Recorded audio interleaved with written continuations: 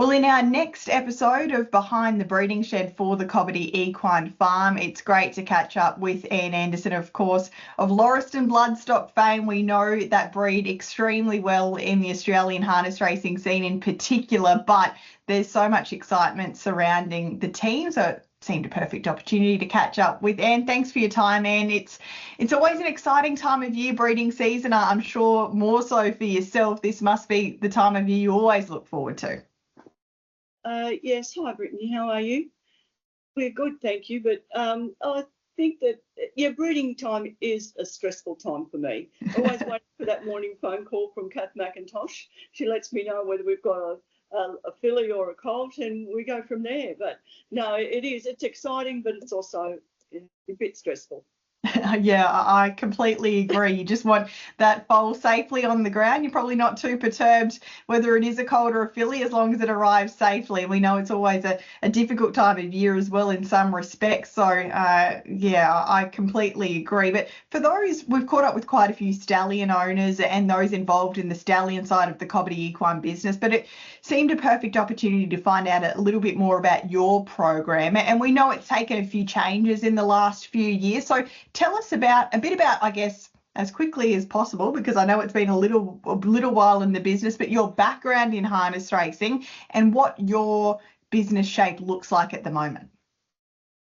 Okay, well, I started out as probably a girl who loved her horses. Came from a rural background. I didn't actually live in the country, but my parents both came from farms in Victoria. They came down to Melbourne. My father started work at the Newmarket sale yards, and we had farms, etc.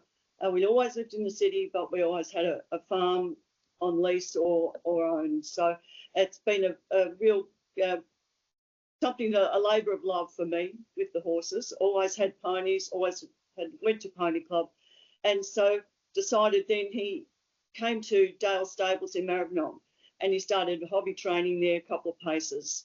We used to go to the showgrounds every week, and it started the connection, I think. And I always was interested in breeding. So as I got older, left school, 18, got a job, and got my first broodmare. Got a couple of broodmares. They weren't any good, didn't do much at all. And I decided then that I had to get better blood. So I did that. First mare I bought was an Arts Place mare out of USA, and she was a wonderful mare, and she did a great job. I sold her first yearling at the sales. Peter Tonkin bought him, and he became Mafioso, who won the Chariots of Fire. So it was great. Well, you set a high bar very early, which I'm sure you've tried to maintain. It's probably not as easy as it sounds, but that was a brilliant start. But just on your decision to look to the US, I think you were a bit ahead of the curve in that respect. You looked far and abroad and were willing to invest to try and get new bloodlines in. It's still not an easy task to achieve, so I can imagine it wasn't at the time. But what drew you in that direction? The bloodlines, obviously, and the fact that the internet had opened up the world. You could get that information, current information, on the internet. So I think that made a big difference. Australia wasn't so far away from the US then when you got into looking at their bloodlines, their racing results, and the information was at your fingertips. Yeah, it certainly assisted, I'm sure of that. So in terms of, I guess, the farm, and I know that yourself and Bill have recently moved on from that sort of lifestyle, which I'm sure is a bit more relaxing, and you leave the difficult decisions, so to speak, in the hands of Kath McIntosh now. But just on what you are, I guess, doing now as a business, what is the current state of play? We have all our mares with Kath McIntosh, so we can visit whenever we like. It's a bit like having our own farm in a way, in that we're always welcome there.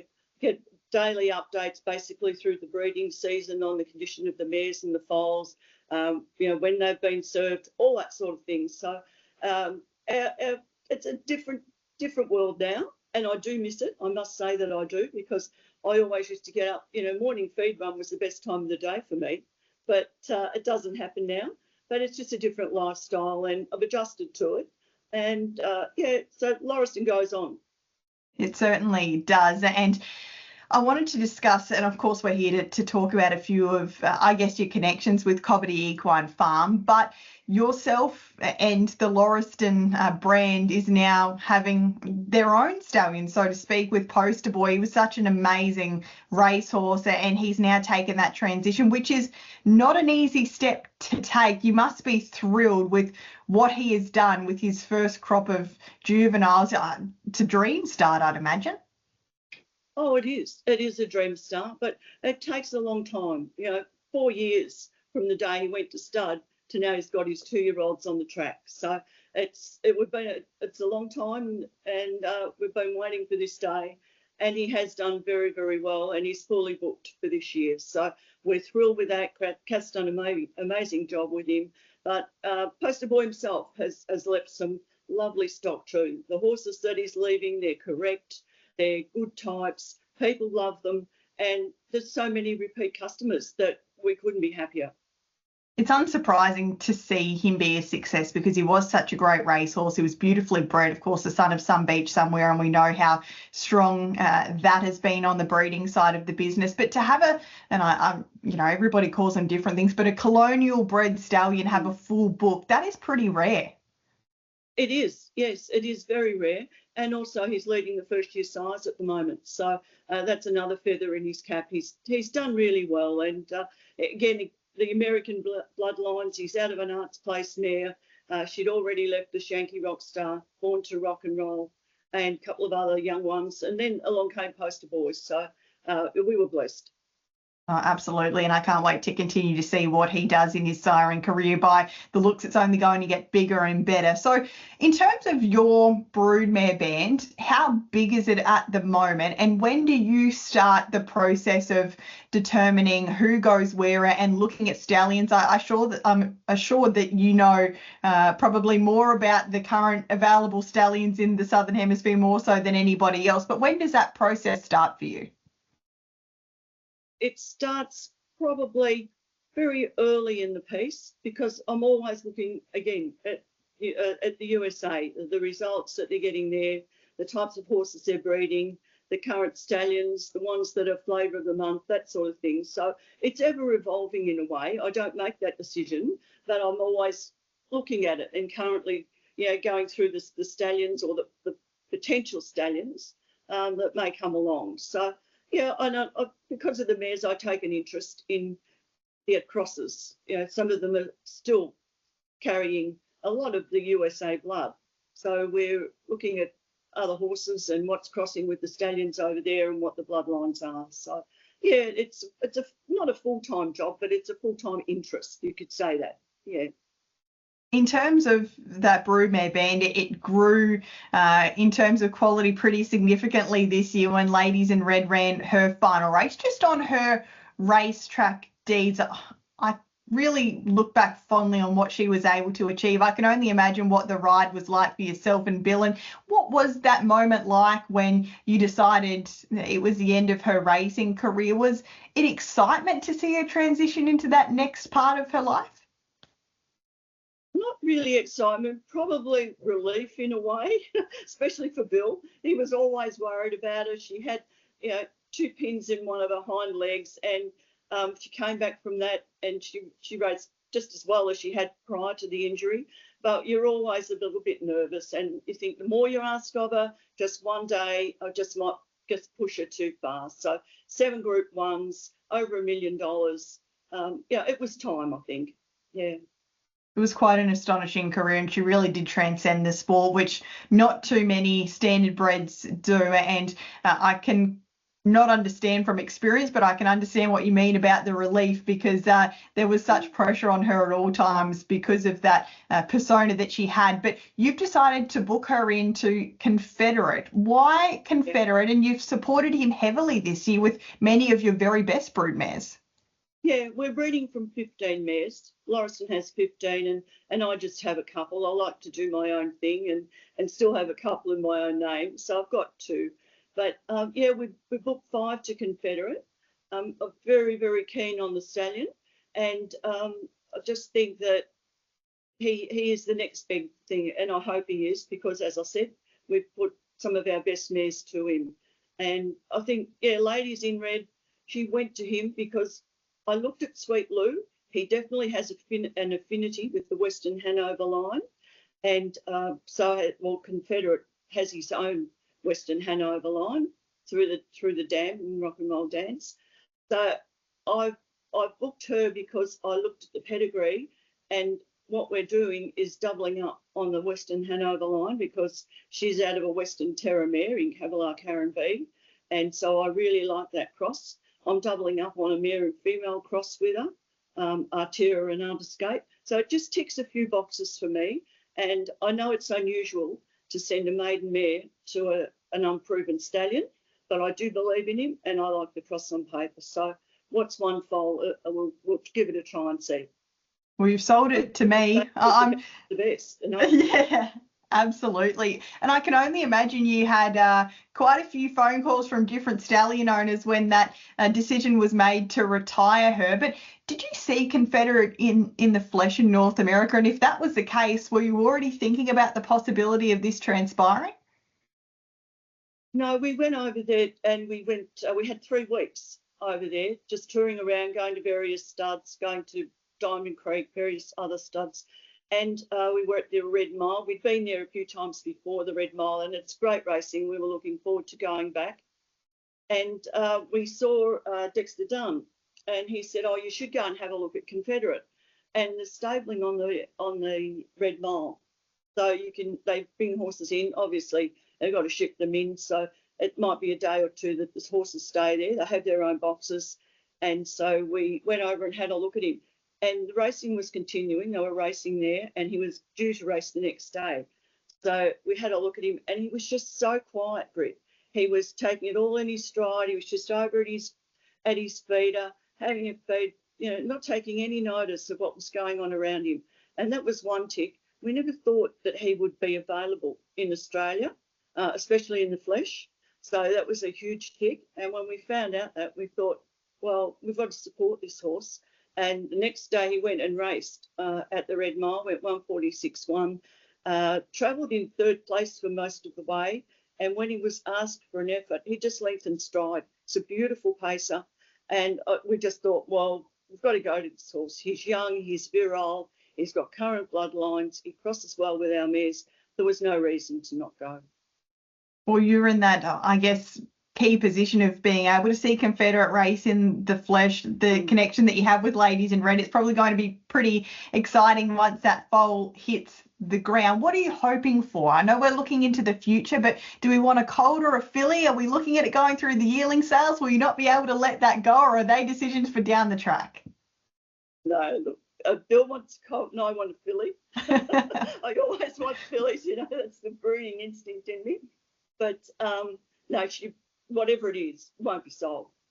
No way. So, yeah, look, we're in that position that we can keep what we want, and mostly all our horses go to Emma and Clayton, so give them Emma and Clayton. And so we get along, as a team. We work as a team. There's Kath that does the breeding side of it. We work it out. We pay the bills, and then Emma and Clayton phone them. So it works out well. Yeah.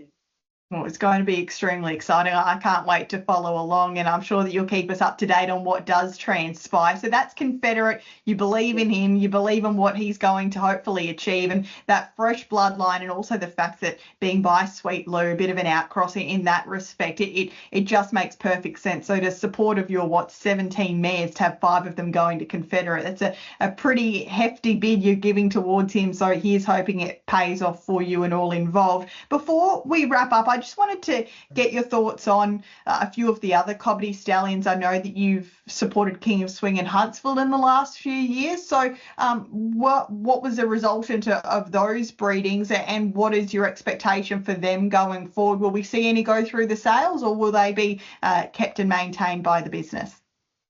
No, we're retaining one colt, and that's the King of Swing colt out of Yankee Showgirl. He's an outstanding colt. He was a very big colt. He spent about 5 days at the Avenel Vet Hospital because he was just so big and he needed so much support when he was born, as did the mare after having him. So he's grown into a lovely individual. Again, we believe in King of Swing, believe in the bloodlines, the fact that Arts Place and Rock and Roll Hanover both involved very closely. So that appeals to me on the breeding side. He's a half to school captain. So school captain was a very nice horse for us. He's currently on the comeback trail after having tendon injuries, and he's with Emma and Clayton now. But very happy with the King of Swing colt. We have a King of Swing filly that's going to the sales. She'll be going to the APG sale in Melbourne, and she's out of Queen of Pop. Queen of Pop is obviously a very good mare as well. She came from the New Zealand family of Top Tempo, half sister to Musical Delight, who's left rib, and Sure thing, Captain. Sure thing, Captain, yeah. And so that she'll be sought after, I think, too. She's a lovely filly, and of course Queen of Pop has left her own Group 1 winner in Just Hope. Yeah, absolutely. Well, that is exceptionally exciting. How do you choose who you keep and who you sell? Is it looking at the breeding? Is it when you do the breedings you determine that? Do you wait and see the individual and whether you fall in love? How do you determine how that all works out? In the last few years, we've got a little bit more involved in the racing side of things. It's only the two of us. We can trip around the country where we want to now. Bill's retired, free from his business. So we've got a little bit more involved in the racing side of it. So if we've got a horse, say we've kept another yearling, a full brother to Honolulu Bay, we think we'll keep this one. We can afford to do it, and we've also got the ability then to have a nice racehorse, hopefully, fingers crossed.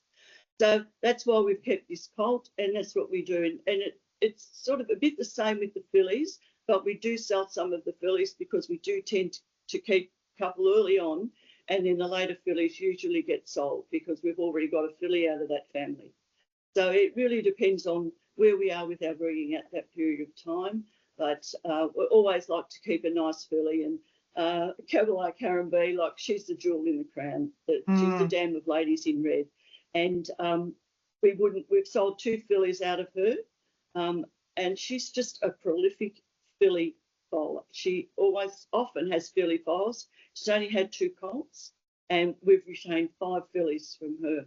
So that's going to be a breeding dynasty from Cobbitty Karen B, I think. I could talk to you all day, Anne, but just on that, what's her story and how did she come about? She came about because I was a bit obsessed with Western Terror. I'd looked at him at Empire Stallions, and I don't know for what reason, we're only at Euroa, 20 minutes away, but we couldn't seem to get a foal by him. And I was thinking, I've got to have a Western Terror, because when you look at the horse, and he's a lovely looking horse, not very big, but a quality individual. And then I looked at his breeding, and that appealed to me as well. As I said before, there's so many crosses you can have with that bloodline of his. So I like that. So I thought, well, I'm not going to get my own. And then I read about this person called David Brooks, who'd been put in jail. He'd done something wrong with the USA government, and he was in jail basically for life. He owned Western Terror. He had about 300 other mares, 300 mares and other stallions, and they were having a dispersal sale. The sheriff had taken all the horses, and they had a sale at Harrisburg. I rang up Bill, he was at work, and I said, Bill, get a few days off. We've got to go to Harrisburg. There's this proliferation of Western Terror blood, so I've got to be there. So we went, and we eventually got one that fitted our budget, and it was Cobbitty Karen B. We paid $75,000 US for her. She had been a good race mare. She'd won $285,000, and she had finished first. She'd won a heat of the Little Brown Jugette, and finished 4th in the final of the Jugette. And we brought her home, and she just wouldn't settle in. We were racing a horse at the time called Left in Paris, and she just wanted to be on the track with Left in Paris. So we did that. She had a few starts in Victoria for us. I think she might have won 3 races, but she was unsound. So we retired her, and she started her broodmare career.